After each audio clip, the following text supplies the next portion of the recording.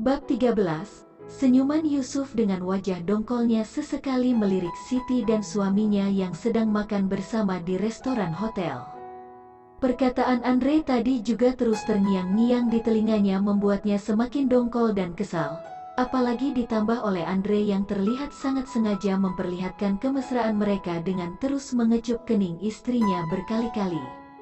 Yusuf yang tak tahan berniat untuk segera pergi dari sana walaupun dia belum menghabiskan makanannya, dia berdiri dengan masih membawa perasaan kesalnya. Namun ternyata bukan hanya Yusuf yang terus memperhatikan sepasang suami istri itu, ada sepasang mata lain yang juga dengan diam-diam memperhatikan kemesraan Andre dan Siti. Mereka terlihat bahagia.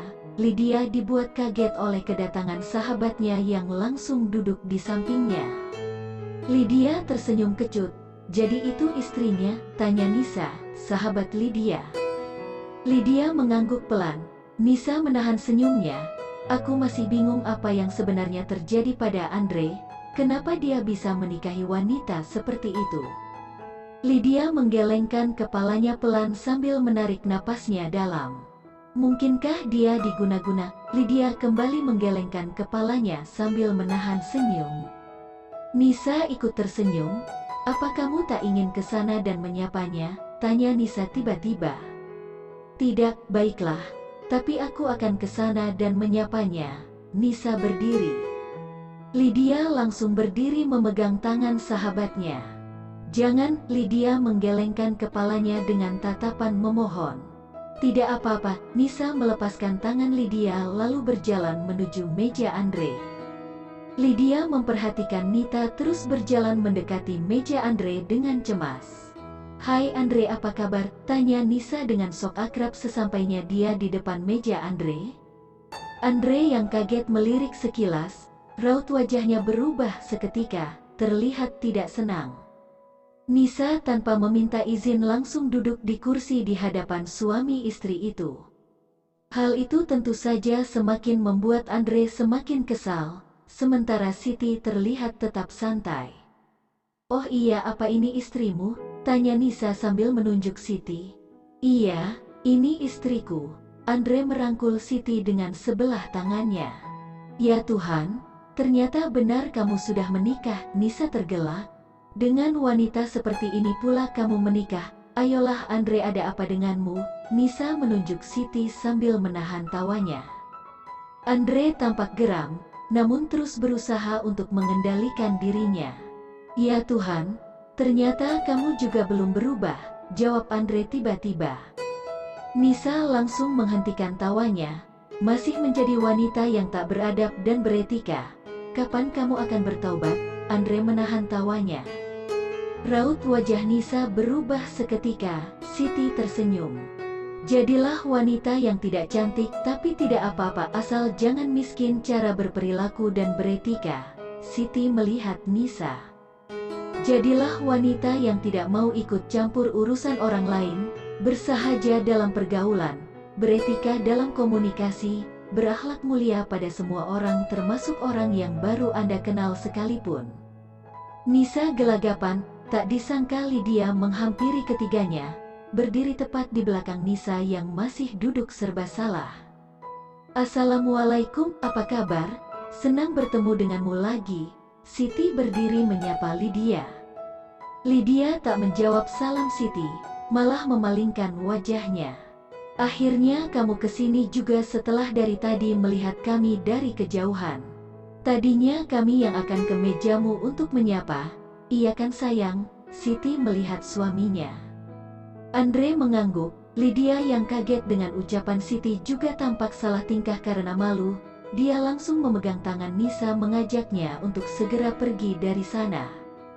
Nisa berdiri lalu pergi dari sana bersama Lydia yang tak mengucapkan sepatah kata pun. Andre dan Siti melihat keduanya sambil tersenyum lucu. Keduanya kembali duduk. "Aku berharap kita sudah berdamai dengan masa lalu masing-masing, aku dengan masa lalumu dan kamu dengan masa laluku." Andre melihat Siti. Siti mengangguk. "Kita memang tidak bisa saling menjadi cinta pertama, akan tetapi kita selalu bisa saling menjadi cinta terakhir." Zain sedang repot membereskan dapur. Dengan sangat hati-hati dia mengumpulkan alat makan seperti piring dan gelas dari beling untuk dikumpulkannya menjadi satu. Sangat terlihat jika Zain melakukannya dengan sangat hati-hati sekali, tak ingin membuat Lela yang masih ada di kamarnya mengetahui apa yang sedang dia lakukan di dapur. Zain lalu mengeluarkan peralatan makan yang baru dibelinya dari dalam kardus, beberapa lusin piring dan gelas dari bahan melamin yang baru saja dibelinya dia kumpulkan di wastafel lalu mencucinya dan kemudian menyusunnya dengan rapi di rak piring. Terdengar suara pintu kamar Lela terbuka, Zain dengan sangat terburu-buru menyelesaikan pekerjaannya. Lela berjalan menuju dapur dan kaget melihat suaminya sedang memasukkan piring-piring beling dan gelas ke dalam kardus.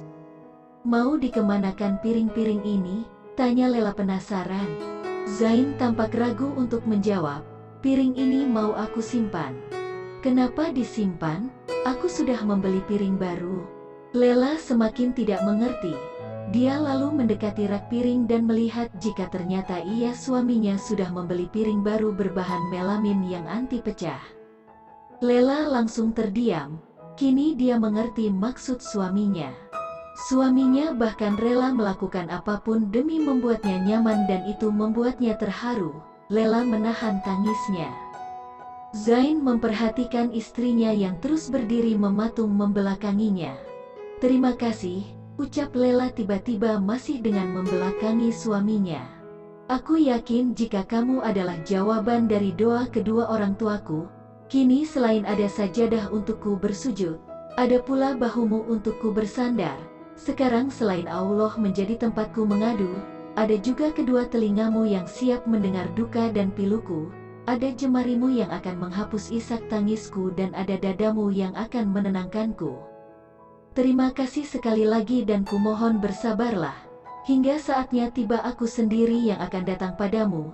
Lela membalikkan badannya melihat sang suami. Zain tersenyum. Sesederhana awan yang rela memburam demi turunnya hujan, tangan yang menyeka kotoran demi hadirnya kesucian, seperti itu pula aku yang rela bersabar demi hadirnya senyuman. Keduanya tersenyum saling menatap.